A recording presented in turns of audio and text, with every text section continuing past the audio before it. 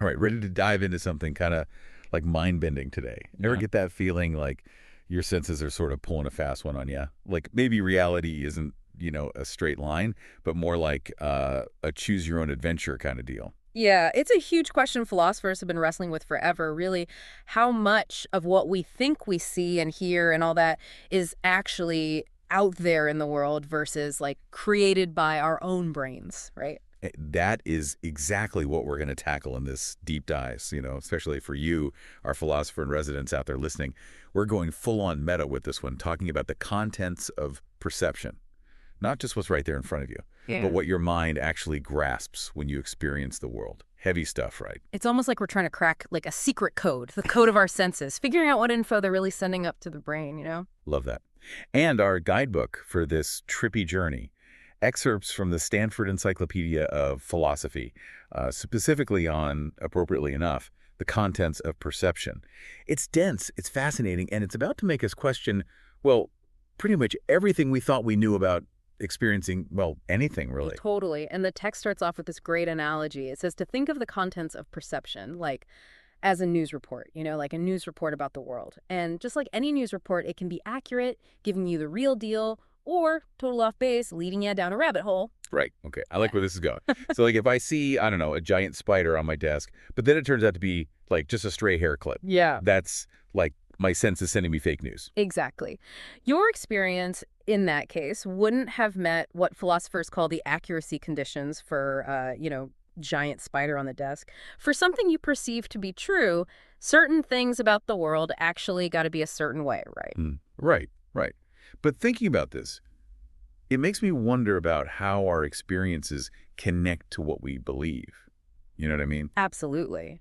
So, like, if our senses can be so easily fooled, does that mean that every time we perceive something, we're basically forming, like, this mini belief about it? Right. Like, is every perception just a tiny belief in disguise? Well, some philosophers would say yes. That experience is just our little, like, belief acquisitions, Mhm. constantly updating our picture of the world based on what our senses tell us. But there are some problems with that idea, some pretty big ones. Think about, I don't know, like optical illusions or even hallucinations. You might know that something looks wrong, it's not really there, but you still experience it that way. Like, oh, those pictures with the lines look all wonky. But they're supposed to be parallel. But my brain just can't help but see them as, like, totally messed up. Exactly. It's like our brain is getting tricked, even though we kind of know better. So some philosophers, they say that experiences, they're not beliefs exactly, but more like a disposition to believe, like a tendency. Okay, so it's like my brain is ready to believe it's a duck, but there's still this tiny, like, voice saying, hold on, could be wrong, Right. Because, like, our senses have messed up before, right? for sure. But this leads to an even, like, deeper idea, maybe.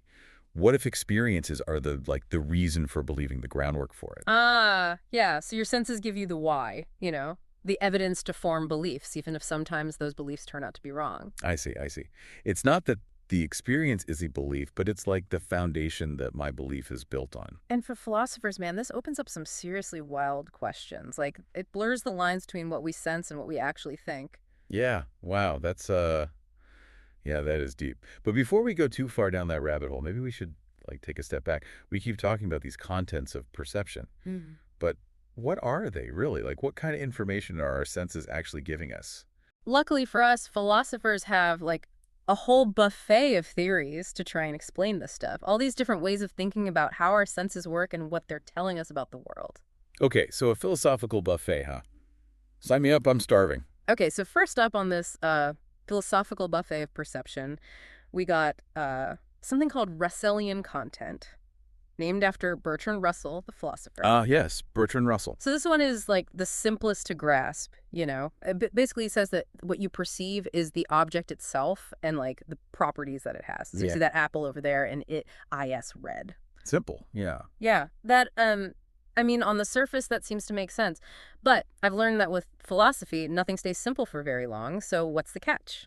Well, it struggles with those situations where our senses, they kind of get things wrong, Hmm. don't perfectly match up with the real world. Think about, like, hallucinations, right? If you see, I don't know, a giant, bright pink elephant, Hmm. but there's not really an elephant there, Yeah. then, like, what object is your experience representing? Yeah, that's a good point. What about things like perspective, though? Like two people looking at the same object, they might see slightly different colors, maybe different shapes, depending on where they're standing, the lighting, all that stuff. So, like, Mhm. does Russellian content, does it take that into account? Yeah, that's another tough one for this theory. It kind of assumes this one-to-one relationship between what we see and, what's really out there, which, like, we know isn't always the case. Right. So let's move on to the next dish on our menu here. It's called Possible Worlds content. Possible worlds content. All right, lay it on me. So with this one, you got to think a little more abstractly. Okay, I think I can handle some abstraction. Imagine every experience you have, it acts like a filter, right? It takes all the possible ways the world could be, and it narrows them down to only the ones that match what your senses are telling you. So, like, if I see a bluebird, my experience is basically filtering out all the possible worlds where, I don't know, there's no bluebird sitting right there. That's a very poetic way to put it. But even this theory, it has a snag. It kind of runs into trouble when we start thinking about, like, impossible scenarios. Like, those optical illusions that mess with your mind? Oh, yeah, totally. Like those crazy staircases, the ones that look like they just keep going up and up forever. Exactly. Yeah. Those things. In those cases, there is no possible world where that illusion could actually exist, Like the laws of physics, they don't allow for that kind of thing. So this possible world's content, it has trouble explaining how we can see something that's, like, literally impossible. Yeah, all right. I see the problem there. Mm. Okay, so what's our next course? Okay, next up we have, this one is called free gene content. It gets a little more complex. Okay, bring on the complexity. My brain is warmed up and ready for a challenge. What is free gene content all about? So this one dives into the idea of modes of presentation. It's named after Gottlob Frege, the philosopher. And the basic idea is that even if two people are, like, seeing the same property, like the color red, their experience of that property, like their subjective experience, might actually be different. Hold on. So you're saying, like, we could both look at something, agree that it's red, but what that redness feels like to me could be different from what it feels like to you. That is crazy. Yeah, it's a trippy concept, right? It's called inverted qualia. Like the idea that the feeling, the qualitative experience of something could be different, even if the, actual thing we're seeing is the same. So Frege content tries to capture that subjective aspect of perception. Says it's not just about the property itself, but, like, how that property is being presented to our minds. So it's not just about redness on its own. There's an extra layer, like how my mind is interpreting that redness and turning it into an experience. Yeah. Right. And it acknowledges that there's, like, more to our experiences than just the straightforward properties of things out there in the world. But maybe let's shift gears a little, get a little more, I don't know, personal maybe. That's good. How are we getting personal with perception? So next we have what's called indexical content.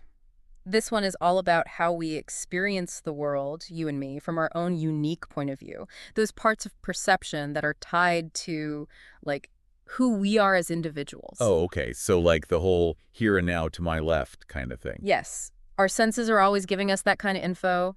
What's to your left could be to my right, and what's here for you is different from what's here for me.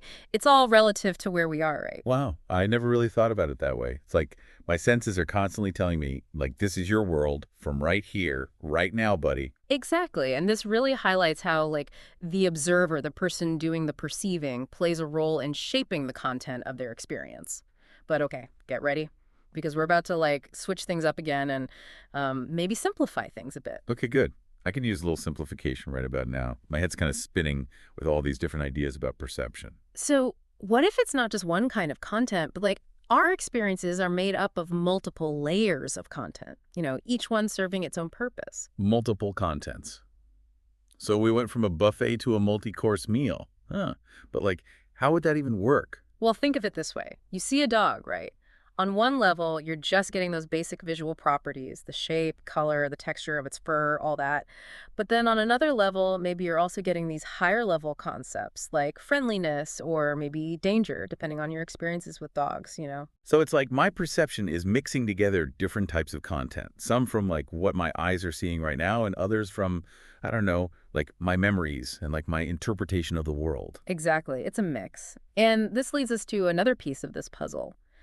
How do we even represent things like color or shape or even more complex ideas in our minds? Right. Okay, so color, for example. I mean, that seems pretty straightforward, right? Like, what's the big philosophical mystery there. Well, imagine this. Two people see the same color, right? But their experience, their subjective experience of that color is completely different. What you mean, like, I could see red, you could see red, but what that redness feels like to each of us could be totally different. Like, whoa. It's a mind-bending concept, right? It's called inverted qualia, and it makes us ask, like, is the content of perception totally objective? Or is there this built-in subjective element to how we experience the world? So if we both see red, but it feels different, does that mean we're actually perceiving different things? That's the million-dollar question. All the different types of content we've talked about, Russellian, possible worlds, Phrygian, they all have different answers.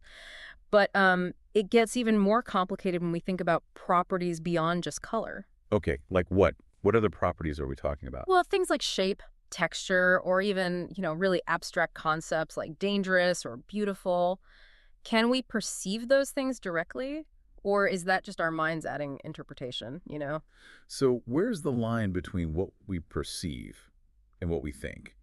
Is it even possible to separate those things? That is the question philosophers have been debating forever. And to really dive into that, we got to talk about objects, objects themselves. Objects. Okay, let's talk about objects. How do they fit into all of this?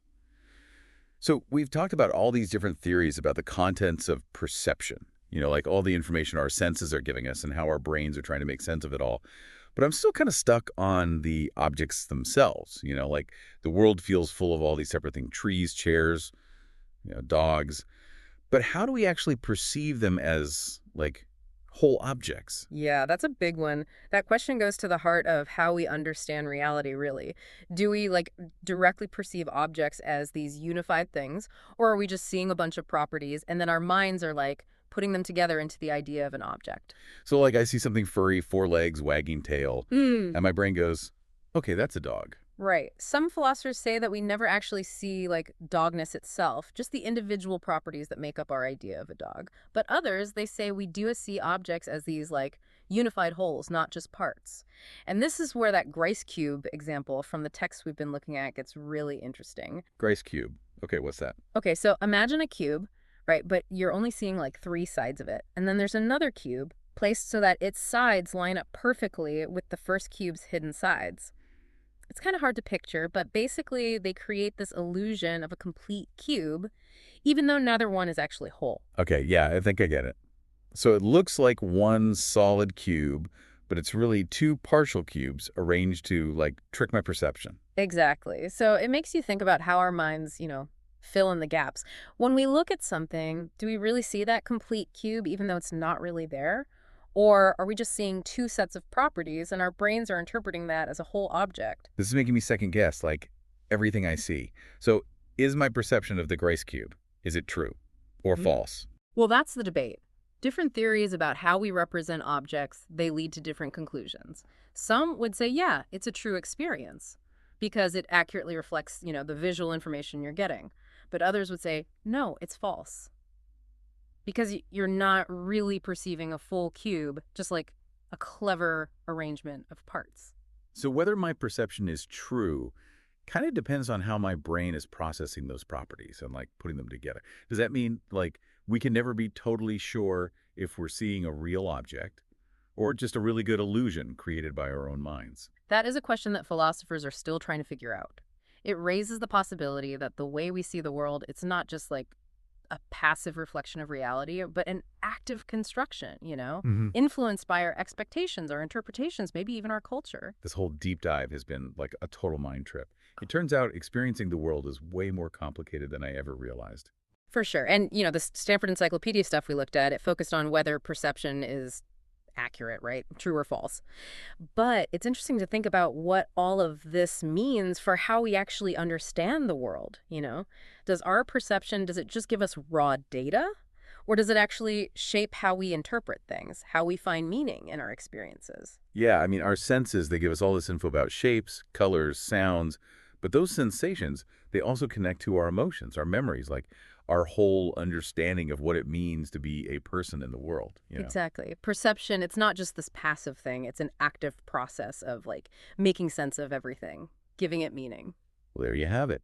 a whirlwind tour of the philosophy of perception. We've explored all these different theories, challenged some assumptions, and hopefully maybe gained a little more appreciation for just how complex it all is. And for you out there, our philosophy fan, this is just the beginning, really. The stuff we talked about today, it's a starting point. Hmm. What questions does this raise for you? What new insights have you gotten about, perception, belief, how we make meaning? Yeah. Keep thinking about it. Keep those philosophical minds working. Until next time.